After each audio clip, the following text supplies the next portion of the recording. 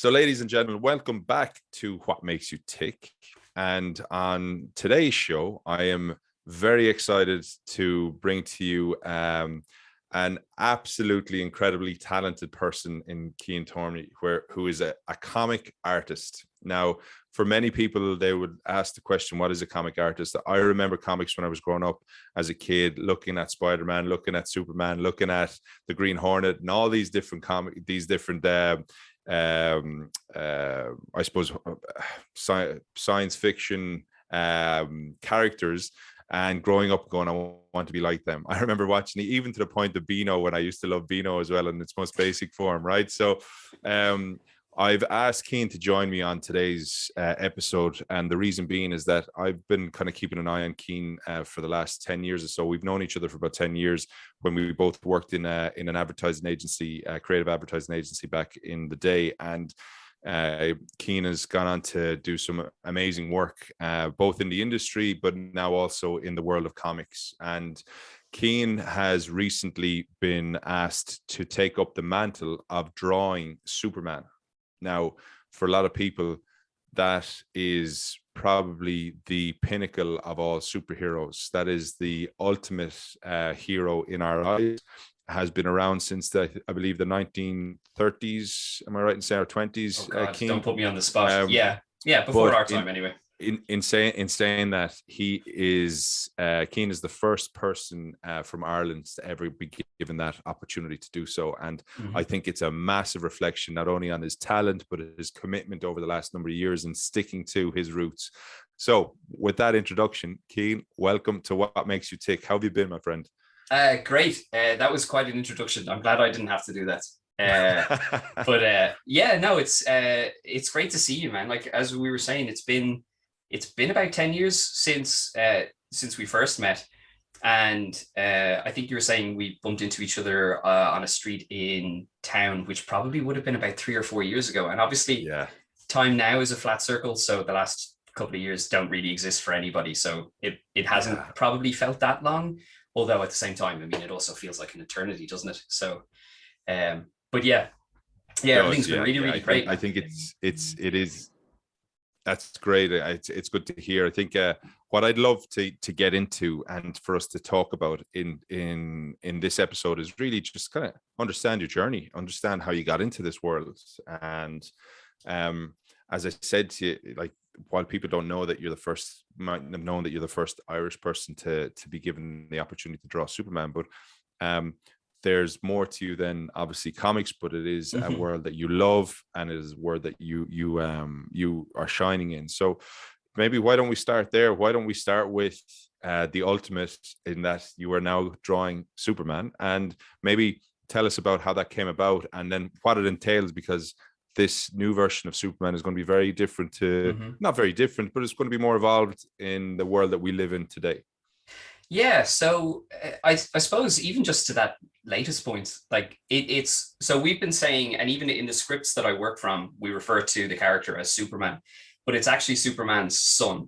So this is Superman has had a son with Lois Lane. He's about 18 years old now. So in this particular set of comics, Superman for some reason has had to leave us, right? He's off doing something in some other part of the universe. And so what we have now is a younger character who basically everything has reset. So all of the lessons that Superman had to learn, and the reason why he was such an important archetypal character was, of course, that he was alien to us, which gave them a perfect lens through which to explore what it was to be human, right? Because he had to learn that. So all of the lessons, some of the things that we take for granted, he had to learn that from scratch, which is one of the reasons why it's a theme throughout his comics that quite often he is the best of us, even though he's not one of us.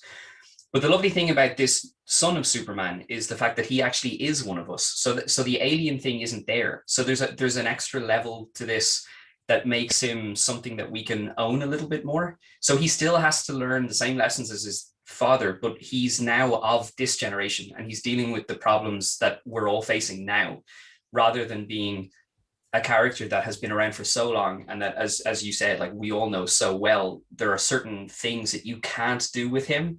There's certain ground you can't keep retreading.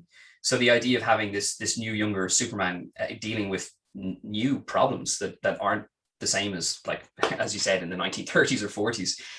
He's relevant to new readers. So that's one of the reasons why this is so exciting. So we've been calling him Superman. In the script, he is Superman, but he is the son of Superman. So that may offer and so a bit of without obviously spoiling it for everybody or breaking any contractual agreements that you probably have in place. But what type of things should we expect from the son of Superman? So in terms of the challenges that he's facing. So it's I suppose true of his dad and the character that we know, that the reason why Superman makes so much sense to readers is that he faces problems that are of a scale that are just incredible. I mean, he is a superhero, but then he also has to deal with problems of like being an 18-year-old boy. And the reason why this particular series was recently a source of quite a bit of controversy is that he is bisexual in this. So there are things that he has to explore of himself that are true of an awful lot of new readers. So those are the kind of themes in his personal life that he has to contend with, while also trying to like shoulder the burden of being his father's son, which is difficult for all of us anyway. So it ranges. Like the writer of this series, Tom Taylor, has this fabulous way of taking relevant current themes and just synthesizing like really simple lessons out of them. So it's quite an amazing thing. Like he can handle the size of the problems that a superhero should face, but he filters it through the lens of somebody who is fundamentally good and can't come to terms sometimes with some of the evil that he has to come face to face with. So so there's some strong themes. Like there's a lovely moment in the issue that came out this week, which is the first issue that I'm drawing, where there's a monster that's approaching Metropolis, and it has been woken up by the bad guy, who's like a new version. It's an old character, but he's being like the new version of Lex Luthor for this generation. Okay. So as this monster has been upset and wouldn't obviously be aggressive in its own right, it marches towards Metropolis because it's been upset. And there's a boy who trips in a crowd of people who are trying to run away from this approaching monster. And the boy is saved by Superman and says, "There's a monster coming." And Superman turns around and says, "Just because he doesn't look like us doesn't mean he's a monster, but I'll go and make sure." And it's just this very simple moment.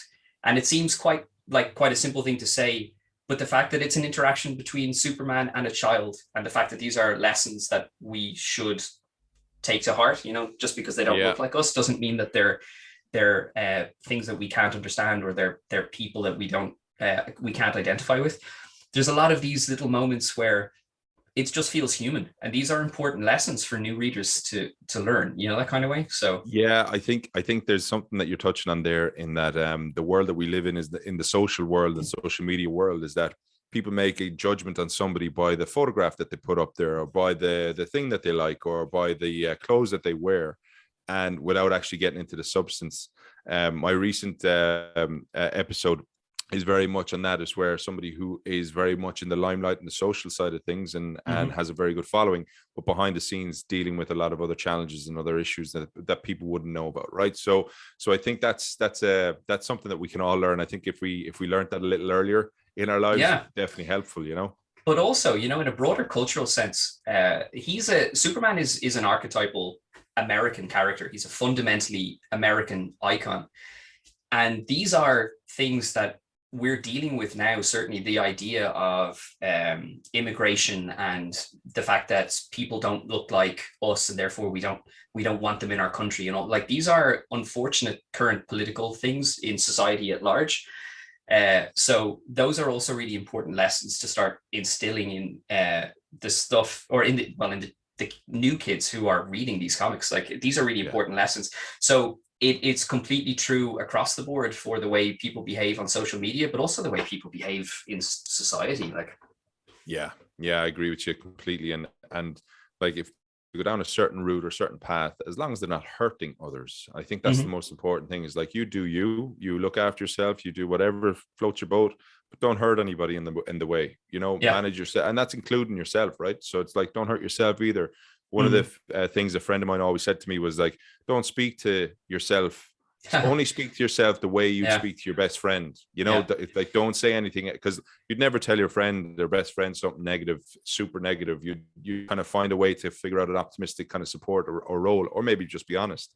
That's actually, just to touch on that briefly, that's something that I adopted, I'd say about 2 or 3 years ago. I watched a video of an actor who was explaining that this voice that we have in our heads that's constantly negative, like, it's not our voice. You don't speak to a friend. You wouldn't, if a friend made a mistake, or if a friend said, oh, I've just done something really embarrassing, you would calm them down, and you would talk them through it. You would coach them through it. And yet when you do it to yourself, it's always incredibly negative. And I recently was in Barcelona talking to an old friend of mine, and I was saying that, you can live without that voice. It takes some practice, and you have to be careful. But I don't speak to myself negatively in any way anymore. And I did something recently. I think I was making the coffee in the kitchen, and I spilled some of the beans on the floor, and I was like, oh, Cian, you idiot. And I went, oh, I haven't said that in years, and I'm not going to start it now. So I know it sounds really funny, but I actually started saying, okay, well, I'm going to say that's not good, bud, which is a stupid thing to say. But because it was such an unnatural thing to say, it made me extremely conscious of when I was doing it, which helped me to cancel out saying anything negative again. And I've got myself back on track.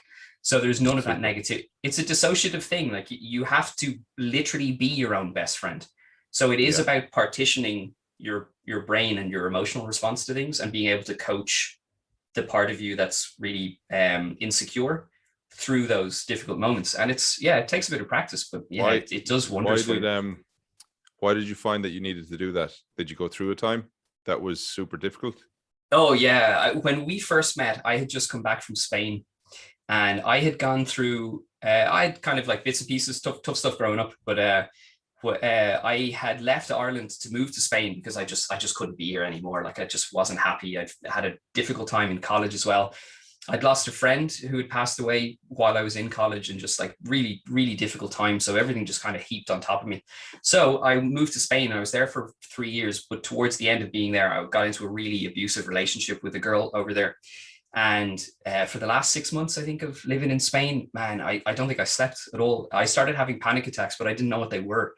So, I don't know if you've ever spoken to somebody who went for a long time with panic attacks who didn't know what they were. You think you're dying. So I'd have them when I was falling asleep. And then, of course, you'd be shocked awake. And it was dreadful. So it wasn't until I spoke to a friend of mine about this, and he was like, oh, I used to have those, and told me what it was, that it helped me to kind of relax. So when I met you first, I don't know if you remember, but man, I think I weighed about like 7 or 8 stone. Like, I was like whippet skinny. You were smaller, right? Yeah, you were thin. And but just because I hadn't slept for like 6 months before I moved home, Jer Rowe, who was the creative director and publicist where we first met, I flew home, and I had done my work experience with him when I was in transition year. So when I was like 15, so I spent a week or 2 weeks going in and out of Young's with him, and he kind of like just kind of coached me through like advertising when I was much younger.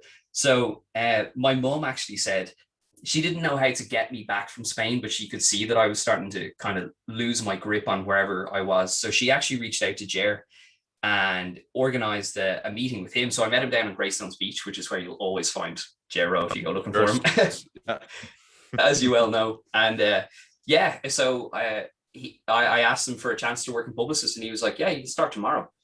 And I said, no, Jer, I live in Spain. And he was like, fine, fuck it, start on Monday then.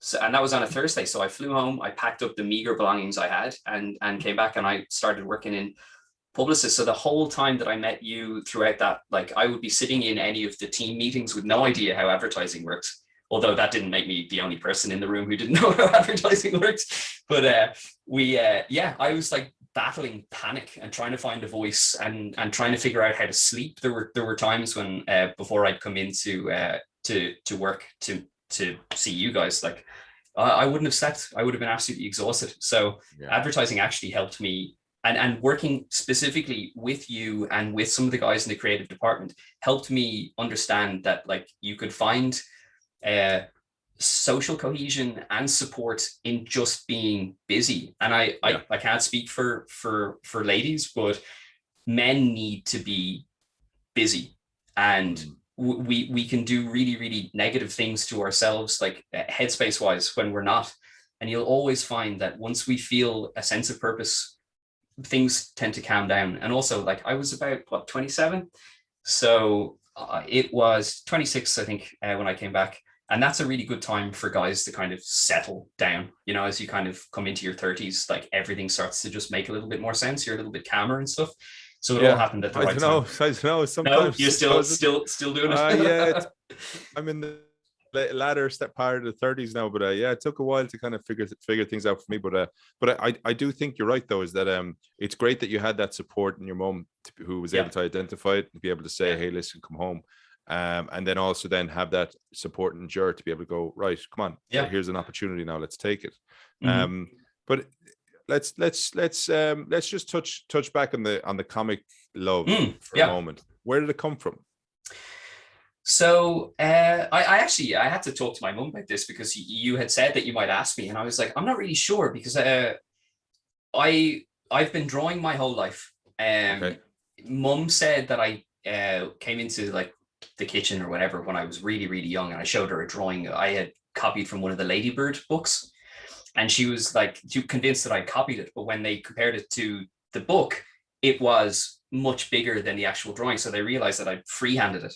And so that was like the beginning of it. And from that point on, Mum always bought me books on like how to draw dinosaurs, how to draw this. I don't know if you remember those, like these really kind of quite dry tones, but it was like start with an oval and then draw a foot or whatever, and there'd be like 6 steps. So I'd copy all of those, and they were probably way too advanced for how young I was at the time. But then when I was introduced to comics, I mean, what kid didn't love the look of Spider-Man? Or and because they were aimed, there were so many of them that were aimed at us when we were children. There's a much broader spectrum of demographics that these things are marketed to now. Like there are comics that are for people our age, as opposed to the new readers, which again, like this, the Superman still exists. He still turns up as an adult in other comics. But the fact that there is a son of Superman also appeals to a market that I think statistically the comics readership refreshes itself every 4 years. So you do have an awful lot of new readers coming in each time. So these characters have to kind of keep reinventing themselves, which is why they get that kind of soap opera quality to it. But so man, we had so many annuals and stuff back then where the art was simpler, and I just copied everything. And I would go to, do you remember the old pound shops where you could buy those bumper refill pads, and the paper was terrible. It was almost like brown recycled paper, and you draw on that with a hard lead pencil, and you could almost see nothing. It would rip. It was dreadful. And it would like suck the ink out of the markers, so everything was really splodgy. Do you remember? It was just dreadful stuff. And which is actually important, because I remember there was a comic store in Dunleary, in the south of Dublin, in the shopping centre. And I remember going in there, and I had drawn the Phantom. Do you remember the Phantom, the guy in the purple suit? Yeah, the Billy Zane film. So Billy Zane, oh my god, it's a great film. I don't know, he couldn't make the superhero work for him. Yeah, it's good. He rocks that purple suit. But so I had drawn this thing of the Phantom. I brought it into this comic store because they used to hang up fan art on one of the pillars in the building, and the guy said, "Oh, you shouldn't be drawing with biros on that kind of paper. Like, it just doesn't look good. Here, try this." And he showed me a pen. He didn't give it to me, but he showed me a pen that I then went and found. And to this day, that's the kind of pens that I would ink with. Uni pen or something, was it? It was like that, right? So you know those ones that like the ink runs off a bowl. Yeah. So you can actually ink with it, as opposed to a biro, which is quite a gummy ink. So like over the years now, obviously so like I don't know if I have. So I work with these.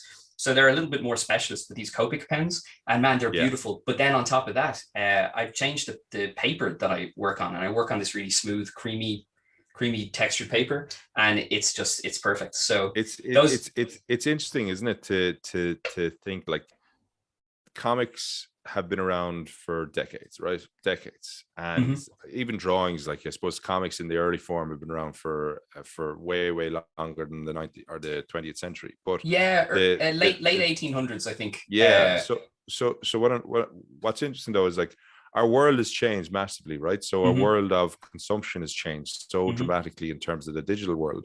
Um, in one sense, you're able to get your work out there way quicker in terms of showcasing your art and showcasing your talent and your style, which is 100%. probably what has been helpful for you to create this career that you're now in, right? But and the other side of things, then there's that actual process, that kind of that patient approach to each page, to the Yeah. to the framing, to all that stuff. Like, could you maybe talk to that a little bit, and maybe the challenges that you face, because I'm sure there's plenty. Yeah, it's funny. Like a lot of people, one of the first questions you ever get asked is, like, do you work from a script? Like, what do you? How does it work? And so I receive a script like a movie script. Only it's not based just purely by location. The script will be broken down into anywhere between 1 and maybe 7 panels. And it's up to me then to organize the panels based on things like which character speaks first. I have to make sure that the reading order is clear, because first and foremost, like I'm a storyteller in this case, and it is my number one job to make sure that the person who picks this comic up and starts to read it knows the order in which I want them to read it. So the positioning of characters, the using backgrounds to frame them to make everything as clear as possible is that's priority number one. So there's a huge amount of planning that goes into the beginning of it. So like your average comic now is 22 pages. So I have 22 pages of scripts that take, I'd say, about 3 days of like full days of just sitting there with the script and sketching all your layouts out, making sure that everything flows. And then I send that off to editorial to make sure that they're happy with the clarity of what I've done. Those days are exhausting, man. Like, I don't know if you've ever spoken another language, but it reminds me of when I first learned Spanish. And Mhm. at the end of a day, you would be so tired, but it's a weird tiredness because you might physically still be quite vibrant, Yeah, it's a mental but fatigue. Yeah. it's pure mental fatigue. You are Mm. you are so many of the thought processes that we have and the schema that we have, like they allow us to basically like create runnels that like water flows through it. So there's no resistance to an awful lot of the things that we have to do. When you are required to do something that is so utterly mental for extended periods of time, it can be shattering. So you've got about 3 days at the beginning of each project to break out the 22 pages. But the lovely thing is, in terms of my workflow, and this is something that I was looking forward to actually saying to you, because an awful lot of people don't realize this, and it has been an incredible aspect of this job that I would never have known about beforehand, is that when I've done my layouts and the layouts are approved, I'll take the thumbnail, which would be done really, really small, and blow it up into 11 inches by 17 inches, which is the size of the canvas that I'd work on. So I tighten up the layout. I then was printing it out. I'm not doing that as much anymore, which I can explain in a moment, but I would print it out. I'd throw it on the light box here beside me, and then I would pencil from the printout to make sure that the lines were really clean. And then I'd go in with the inks, and the inks could take the longest part of that time because it's like really fine work with your French curves and all that kind of stuff. But once the layout part of it's done, there are no critical decisions to be made over the work itself. And you are just in pure mechanical flow state for anywhere between 8 to 14 hours over the course of drawing a page. So the last like 2.5 years that I've been doing this professionally, and I had been doing it like part-time around the advertising work for about 3-4 years before that. I put on a podcast. I listen to a lot of like politics, history, philosophy stuff, or audiobooks, and just consume this stuff because you're working and you can concentrate purely on what you're hearing. So it feels like I've been to college 5 times in the last 2.5 years. Like it's just Incredible. nonstop. It is the greatest aspect of this job that came as a surprise, was just the fact that you just put on something at the start of the day and you move over to the drawing desk, you start to work, and you just absorb it, because everything you do is just in your hands. Like you don't need to make any more decisions. It's brilliant. It's really, really amazing. Wow. Is it something that, like you've said it a couple of times, but like you obviously love this job? Yeah.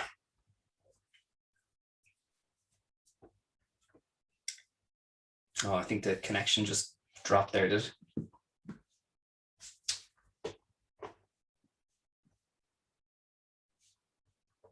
Have I lost you? Oh, there. Are you back? You're back. Yeah. Yeah. Okay. So slight delay, but it's okay. Sorry about that. But I'm just saying there, like it's super obvious that you love your job, and not a lot of people can say that about their roles in their daily lives and stuff. But you're working 14-hour days, like you're working some of them. serious work. So like that obviously has to take its toll on you. Has there been a point in this last 2.5 years that you found that it's been a super challenging time? Many times.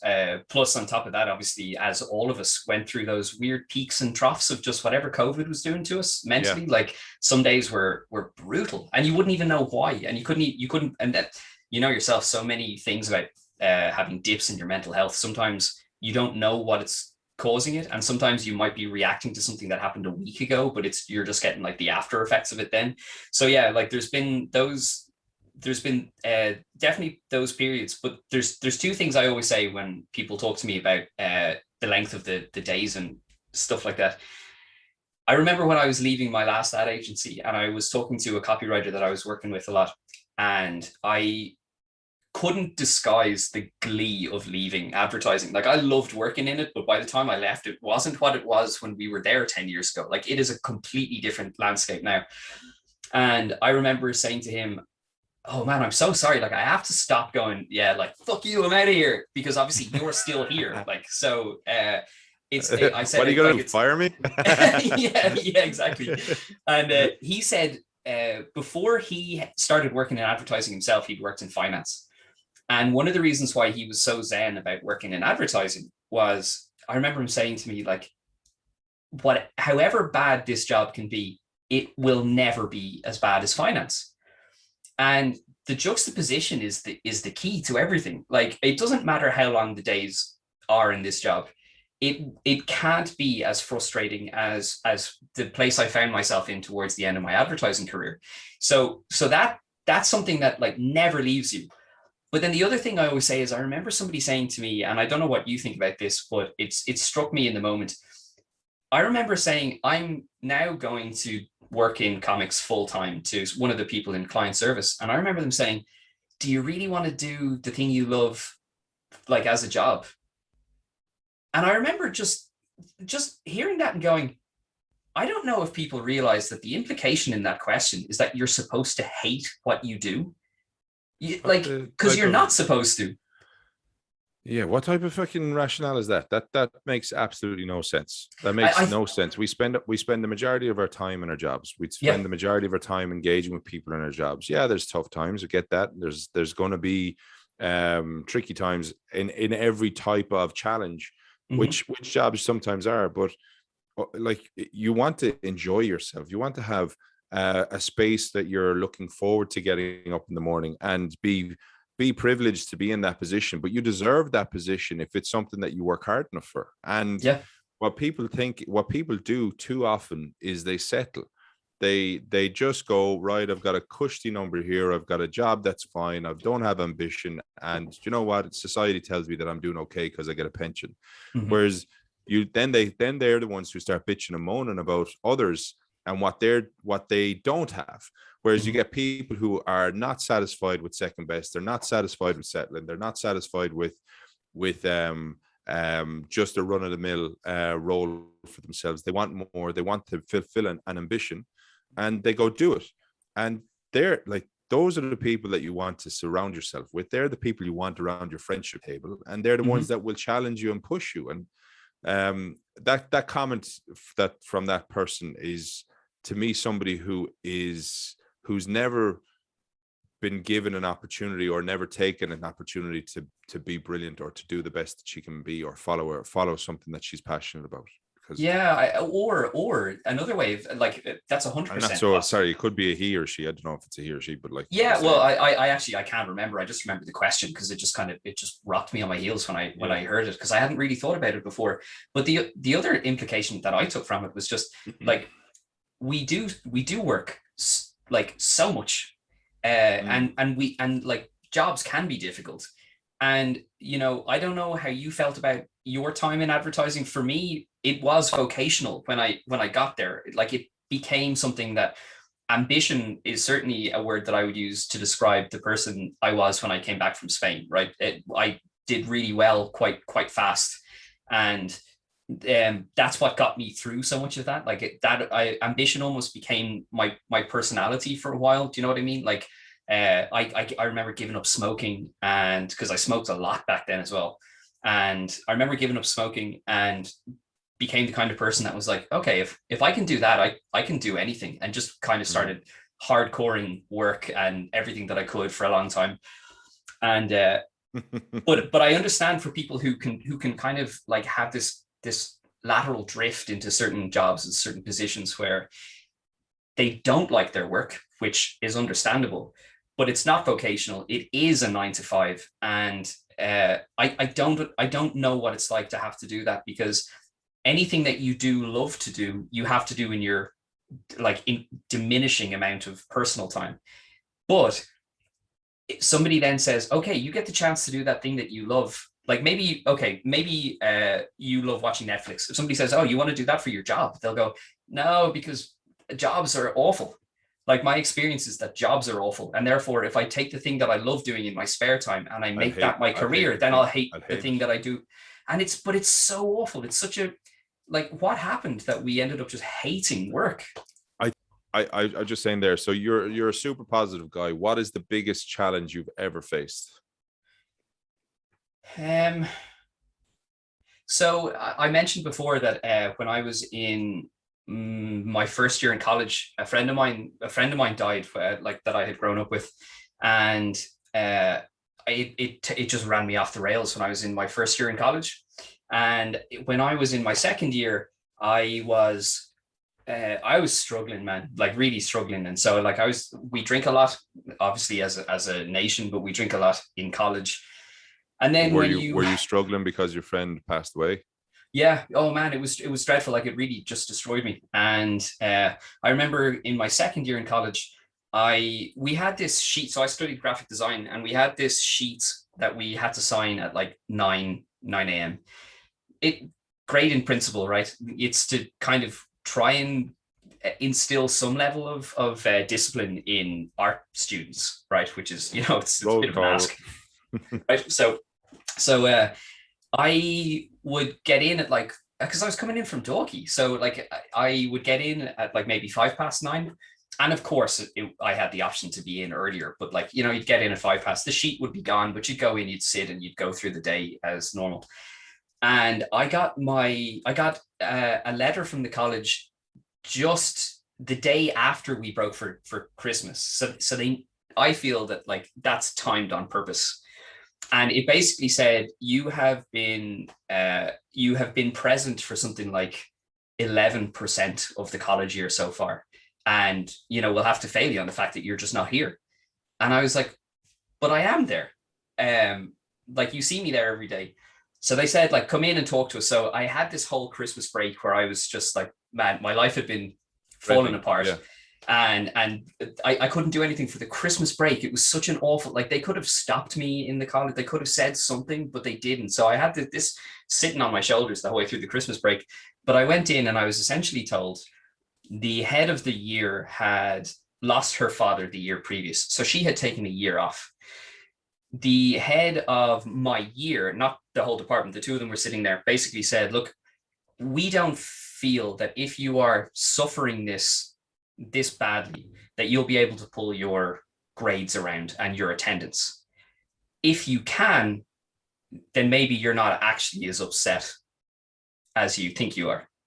Oh my And that God. was the ultimatum I was given. And I told them, I was like, I don't think you understand, like coming into college is the only thing that's keeping me going. Like I have nothing else to do. I have nowhere else to be, you know. So I basically had to come in every day and like hit this grade point average, which mine wasn't low. They just didn't want me on the course. I had to come in and prove to them that basically the loss of my friend wasn't actually that bad, and therefore I could keep my place. And I stayed in that course for the rest of that second year and then third and fourth year, and I hated every single minute of it. They were so appalling. And like, I look back on it now and I just think, you know, these people are in charge of kids, and some kids are struggling. Like, you can't do that. And so imagine that happened now. I'm oh, sure dude, it is. I'm sure it is, right? But like, yeah, a kid, you were vulnerable. You needed help. You needed guidance. You needed somebody to put an arm around your shoulder and say, "Listen, yeah, it's going to be okay, pal. yeah. We'll do whatever we can for you." But they had like nearly they'd already made a decision before you even answered the question. I think the timing of the letter that was like, "You have failed. Come in and talk to us," but it arrived after we had broken for Christmas. Like, that always struck me as like, it's not like it came from the dean's office or something. It came from our department, and I was there. So how did you manage through the next couple of years? Because obviously, like, to lose anybody close to you is super tough, right? But when it's a peer as well, and it's somebody of your kind of ilk, and you like, you guys were no doubt planning your futures and your lives and all that stuff and talking about it forever, right? So it's so tough, right?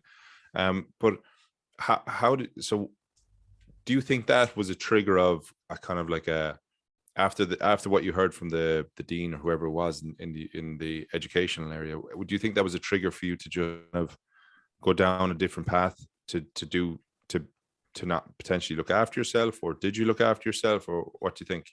I think that I probably was a little bit like, I think I was lost, possibly even before that. But like, I was a smart kid that just couldn't seem to get his shit together. And I think on one hand, I was driven purely by anger of the situation that they had put me in. Now, in fairness, look, I will obviously take personal responsibility for the situation. Like, it didn't happen by accident, but there are certain things that like you really struggle with, and you don't know how to articulate an awful lot of that kind of sense of loss. And if you don't know where to go with it, like, my friends were fantastic, you know, and the friends I've made, like I made from that time, are my best friends now. So, you know, I had a wonderful support group, but also I was clearly burning out.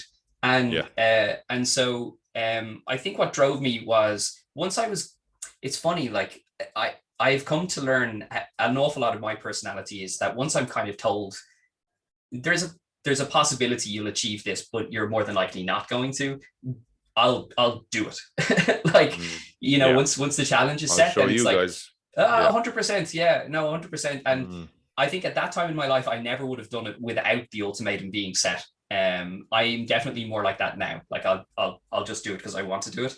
Yeah. But at the time, being what, like 19, 20 in college and going through that and just like needing more support than I got, I think it's appalling because, you know, I'm 36 now, and I look back at 20-year-olds, people who are like, I've taught some stuff. I love to teach, and I've looked after juniors coming up in advertising when I was a senior art director.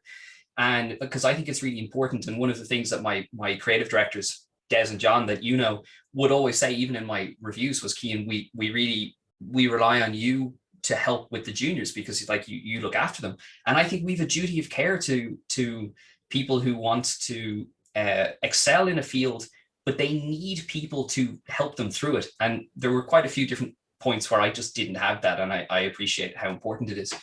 So I think I managed to get through that stuff just purely out of I was just really angry. But there was a certain amount of it that you just couldn't get back. But like and how are you now in terms of like you've learned what was wrong with the system, obviously, in the setup. So do you apply what you learned and flip it on its head then for younger people coming through and helping them with their kind of careers and helping them with their direction? And do you see that you're doing that on a regular basis now? Oh, 100%. I do it all the time. There are people who reach out to me and ask me stuff about how to get into comics or anything, like I'll always take the time, because it doesn't cost you anything. And again, like I said, the juxtaposition of the last career to this one really also helps you understand how wonderful this is. Like, I don't know what kind of person I would be if I'd managed to get into comics first. Yes. I might also really dislike the work because I wouldn't have anything else to compare it to. Like, I'm forever grateful for the fact that there is a comparison that I can make that really softens the edges of all of this. Yeah, true. I think you go back to that guy who worked in the finance crowd. Like, he's comparing his existing job with the finance, so it can't get any worse than that. But also it kind of limits your thinking then sometimes, because you're looking at it, comparing it to a time that you weren't super happy with, but you think you're happy now. But maybe if you pushed on to something else, imagine how happy you'd be again. So it's kind of trying to look at the sky's the limit type of approach, as opposed to, fuck it, I'm glad I'm out of that situation. But also the thing as well is that if you have an experience that you can compare this to that was less favorable than the one that you're in, then you're already in a great place. It doesn't quench your ambition. If anything, it spurs you on. Like, if there is a next step, there should be. Exactly. So it's like you've already stepped into a more optimistic and positive environment. 100%. So imagine what happens now. Keep going. You know, things keep going, and then you learn about which ones actually are right and which ones maybe not so right. You know, your brain is it's a confirmation engine. So, you know, when something goes wrong for you, then suddenly it feels like everything's going wrong. It's because a part of you has made a decision that things aren't working, and then your brain goes into overtime trying to prove that that's actually the case. So this idea of positive thinking and all that kind of stuff, I know it can sound a little bit kind of like, you know, healing crystals and stuff sometimes, but what's lovely about it is that once you are in a good frame of mind, positive things do happen, insofar as certain things can occur objectively, that it depends on how you see them. So, like, things are like, something can happen, but the frame of mind that you are in is what helps you subjectively assess whether something is good or bad. And so once you start to really, as we were saying before, speak to yourself in a positive way, be thankful for the work that you get to do and the interactions that you have with people, then you're also more open to the idea of an opportunity coming along, because you can see it. You're not in this negative kind of spiral, which can be slow at the start, and I'm sure you're open to it as well. Like, that's everything. That you're open to opportunity, and I think that's, it's just, you have to be in the frame of mind to put yourself into that position, you know. But one of the things I learned from the last job was, like, I say yes to everything, because 9 of the things that you're offered never happen. So just say yes, and amazing things come to you, and they fall into your lap. Like, I did work for HBO at the start of all of this, where I'd fly over to London, and I did some work with Joss Whedon and guys like that on the TV show that they were shooting over there. And I had no idea how to do that, but I was like, I'll give it a shot and see what happens. And look, if I don't know anything, I can ask and somebody will explain it.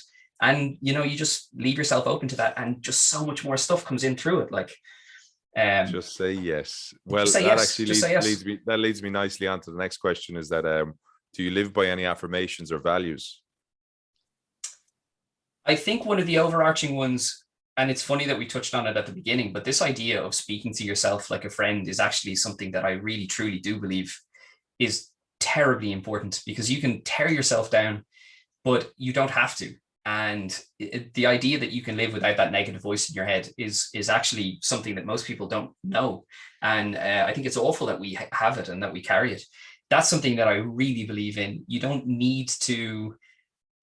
I think you catch it sometimes when you're around people for long enough, you realize just how much negativity people externalize. There's nothing wrong with that, but people don't realize necessarily how much negative media that they're drowning in.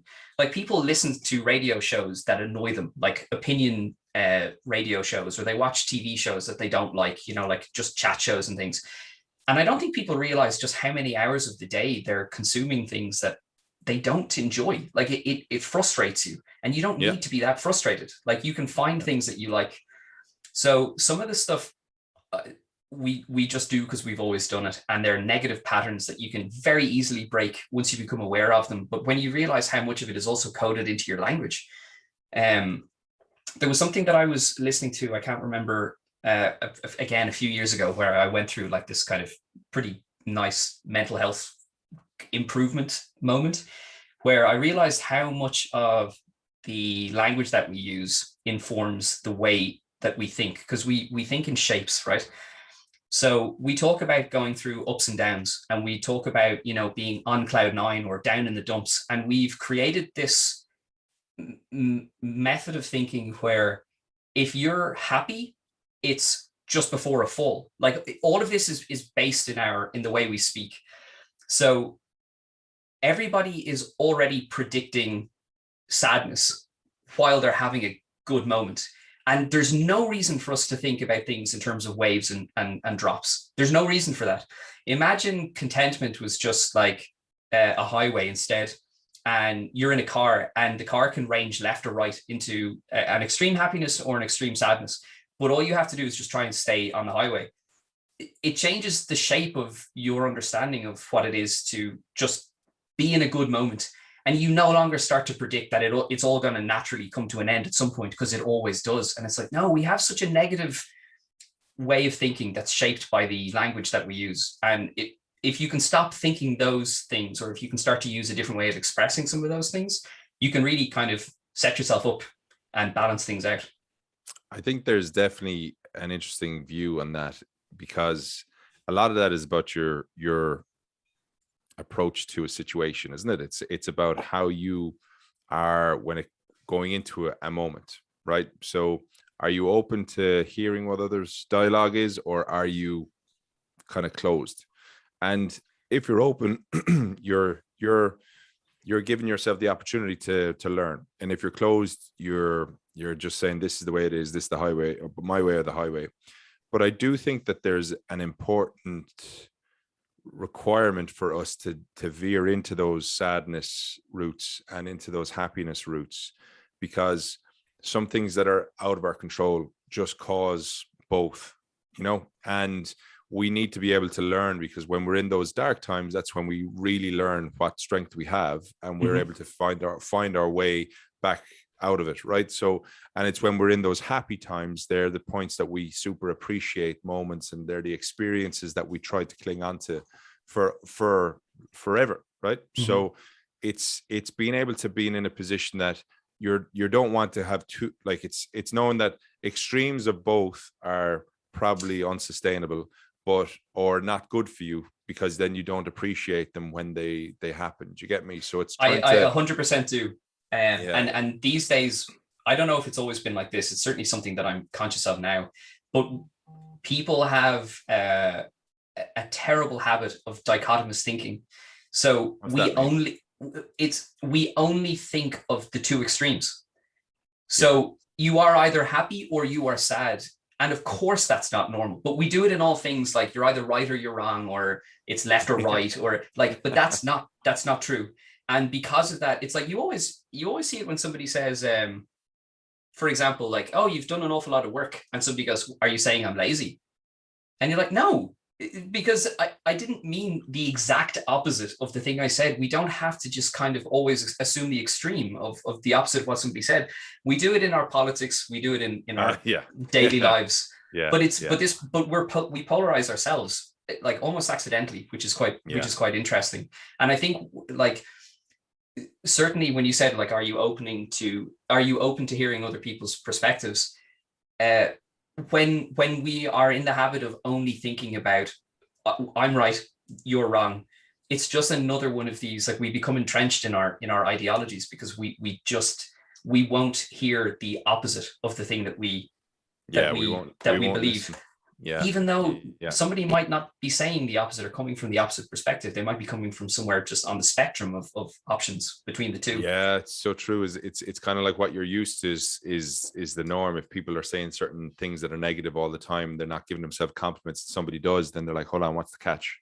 Yeah, yeah. Well, what do you mean? that's also just What do you called being mean? Irish. What do you think? What do you mean I'm nice? What are you talking about? Could you share maybe as a tale or a story or advice that you'd give to somebody now that maybe you wish you had when you were beginning? I ask everybody this because I know growing up and going through life, it's part of our journey, and it helps mold us to who we are today. But I think sometimes we always are that 20 odd year old in our heads, Mhm. right? We mightn't physically be that, but in our heads, we remember those moments as if they were yesterday sometimes. And what's the kind of piece of advice that you would love to have had, or that you would pass on to somebody now? I think something new that we haven't already touched on, because like I've used up all of my Zen knowledge now already. But like one of the things that I would say, there's definitely a specific term for it. Um, but one of the things that's really important, I think, is the fact that we judge ourselves by our intentions, but we judge other people by their actions, right? And that's something that like we all do it, but it's really, really bad. So, for example, if you're driving and somebody pulls in front of you, right? You don't know what they're thinking, but you saw what they did and you hate them for what they did. But if you did it to somebody else, you'd go, "Oh, I made a mistake," because you knew what you were trying to do. And of course, you can't read people's minds, but you can be a little bit calmer about kind of understanding that like you don't know what they were thinking, and so you shouldn't judge them purely by the results of the actions that they've taken, when they may have had, you know, they may have made a mistake, or they may have had like a different, healthier motive. You just were on the receiving end of what happened. That's Yeah, just something that like, it's just a really, really healthy way of thinking when you're in a situation where you don't like what just happened. You I, don't know why it just happened. I have a thing I do whenever I'm in the car and somebody does something like that, right? They pull across or they cut you off or whatever. And before, years ago, I would have gone, "Yeah, you idiot," and da, da, da, da. Whereas now, what I do is I start creating stories. So I'm Okay. like, "Oh, that person must have had a really bad phone call. Oh, Jesus, yes. I'm Yeah. Yeah. so sorry for them." Or, "Geez, maybe they're late for a meeting," or Yeah. I start kind of giving them excuses. I start making excuses for them so that I don't react, because I'm trying to go, maybe there's something bigger going on in their world that That's a great is idea. like really, really, really tough for them, and that they did something completely out of. Now, sometimes they can be just arseholes, and that's that's Yeah. that's Well, that's that's fair, right? But yeah. for myself, so that I don't react and build up all that kind of tension, then I'm just like, I'll create a little story for them. And then each story, it gets kind of, sometimes it's a bit more interesting. Like, he got a phone call from his wife, he needs to get home, you know? Like it's funny, but it's such a healthy thing to do, because now what happens is, slowly but surely, you replace your reaction to something bad that happens in traffic to your Yeah. ability to create like a narrative about it, A and little, that a becomes little the way you story, react. and it Yeah, that's becomes it. like and then all of a sudden you can go on tangents. Don't worry, because you're driving along. Remember that guy now? Maybe he's the so I think you that's go up. brilliant. Yeah. So that's kind of it's I learned that a few years back, and it's definitely helped. And I try, like, obviously it's in different things as well. Like, sometimes people have these things when you're in meetings, is like, don't be on a phone. But for me, it's like, what if there's going to be an emergency, or what if something is happening behind the scenes that he doesn't want us to know about, and or they don't want to know about, but they need to have access to the phone. So, like, give them a bit of a break. Yeah, yeah, So, yeah. like, don't be super strict. Like, your expectations of others don't need to marry up. Sorry, your expectation of yourself doesn't need to be the same for others. No, Um, 100%. so listen, Cian, I think that, like, this conversation, I think we could go on for days, but it's Yeah. been super interesting to hear kind of the challenges you faced. Also, though, that the how you kind of I suppose meandered through life to get to a point where you're now in a world that you're really strong mentally. You've done the work and the processes that need to be put in place to help you get through whatever challenges you faced. And I think it's an interesting point of view to say, right, you go through different stages in life, but the one thing is, like, don't be afraid to ask for help, because No. sometimes you mightn't get help in the places that you need it, but you might have that friendship circle that can give you the support and love that you need. Yeah. um let's just say the mic is yours now for the next few minutes. Like, Yeah, yeah. tell everybody, I suppose, what you'd like them to know. Is there things that they can do to get in touch, or like how could they reach out to you? Like, take it away. What's on the horizon for you? Well, look, for me, as I said before, the idea of, positive mental health and stuff like that, that's important to me. And I don't always get it right. I don't want to sound like I'm talking from a privileged position of having everything kind of sorted out. I certainly don't. But I have like active social media channels that are open. I do my best to respond to everyone, because I understand that. I remember, I tell this story a lot, but I remember going to a post office at one point to try and pick up something that I received, the little docket that says you pick it up at the whatever the sorting office was. And I'd never done this before, and I was in the queue. It got to my turn, and I said to the guy, "Okay, so I'm here to pick this up." And he was like, "Do you have any ID?" And I said, "No, it obviously makes sense to me now that you say it, but like it had never occurred to me. I know who I am, and I have this, so like give me my package." And dude, he blew up.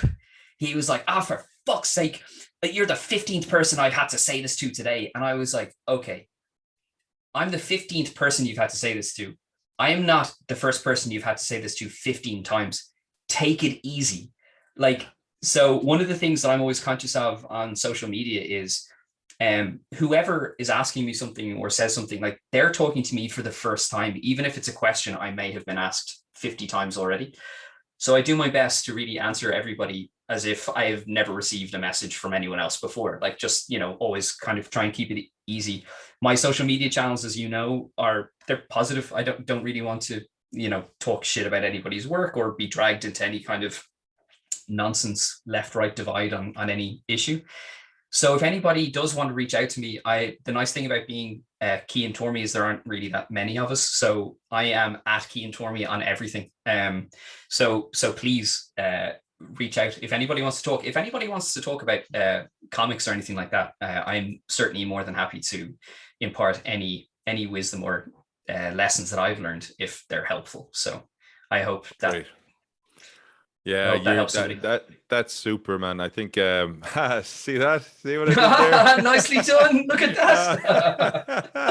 Oh my Oh god. my God, didn't even mean to. But yeah, no, that is brilliant to hear, and it's great that you're willing to share your time and your advice to others. And like storytelling, a good Shanachie used to say to me, he's like, when you're telling a story, you have to tell it as if it's the first time, but it might be your 1,000th time telling it. So keep doing that. And I'm really, really delighted to hear how you're progressing. I'm going to stay tuned to the son of Superman, and to understand where his journey goes. But I think your journey is definitely on the up and up, and I think that your honesty and your openness today has been, I've no doubt, super helpful for me, but I'm sure it's been super helpful for everybody else as well listening. So I hope so. this is what it's all about, is talking, and I'm sure we'll get you on at some point in the future. We'll see how the progress goes. Anytime at all. Just let me know. And hopefully we'll get some points in soon as well, when things go a little bit more back to normal. Exactly. Well, listen, Cian Tormey, Mr. Bradshaw, thank you so much, my friend. I will talk to you soon. There you go. Now that's I've put